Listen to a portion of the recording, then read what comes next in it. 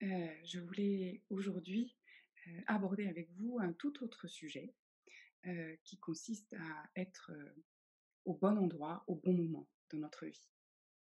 Alors vous allez me dire que ça veut dire quoi tout ça?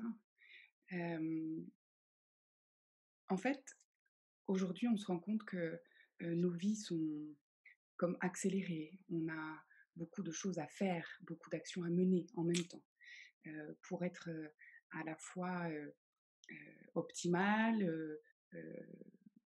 excellent dans les domaines, professionnels, personnels, amicaux et puis parfois, en plus de tout ça, on a des hobbies avec, un sport, une activité et on se rend compte qu'au final, nos vies sont, oui, comme en mode accéléré. Il faut qu'on fasse plein de choses en même temps et en plus qu'on soit bon dans ce qu'on fait.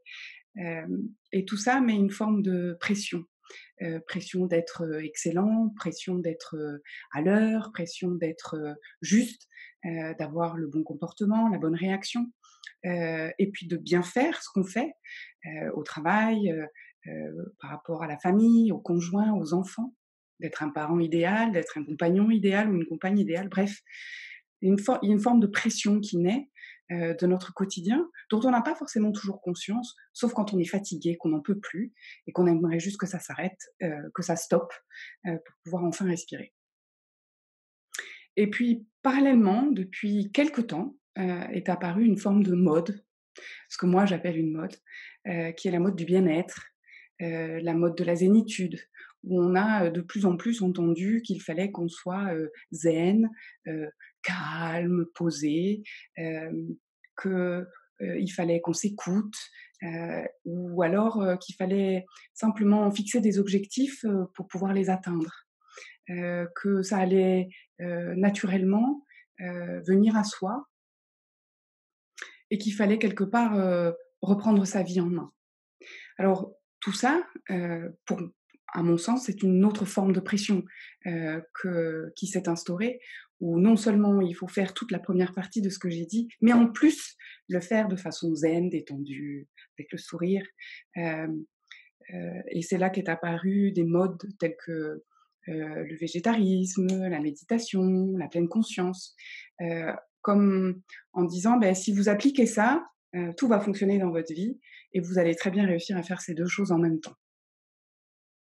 Mais au final, on n'a pas forcément le sentiment que ça fonctionne. On n'a pas forcément l'impression d'apprendre à gérer cette pression, d'autant plus qu'on n'arrive pas forcément à faire cette autre partie, cette deuxième partie, qui consiste à voir la vie, sous son angle positif, être, tranquille, zen, détaché.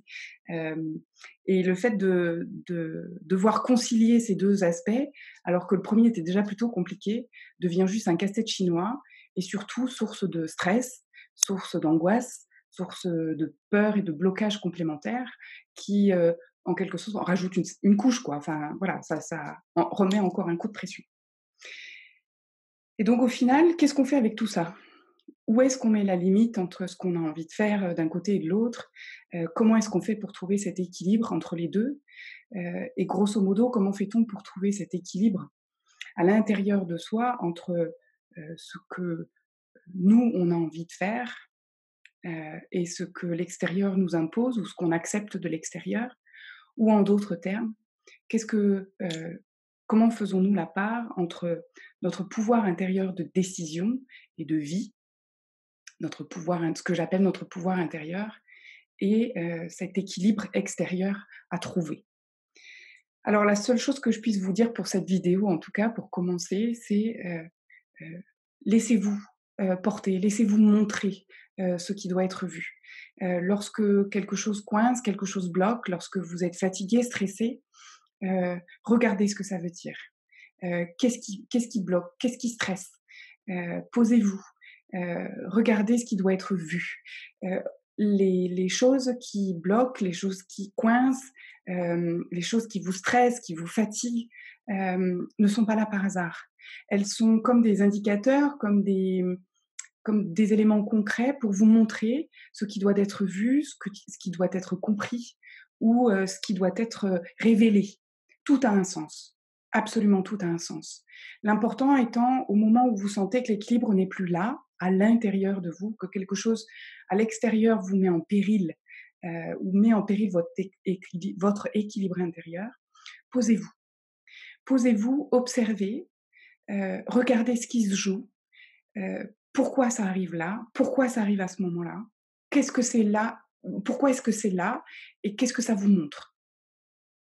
Chaque situation, chaque événement, chaque personne, chaque relation, est là pour vous montrer quelque chose de vous-même.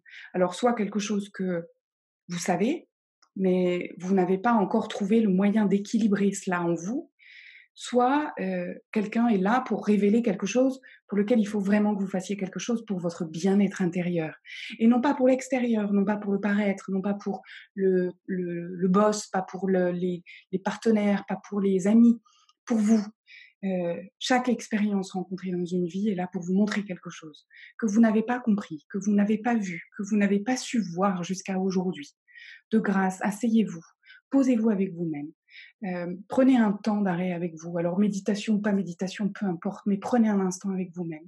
Faites le point, regardez ce qui se joue. Selon vous, écrivez, parlez à haute voix, parlez-vous à haute voix.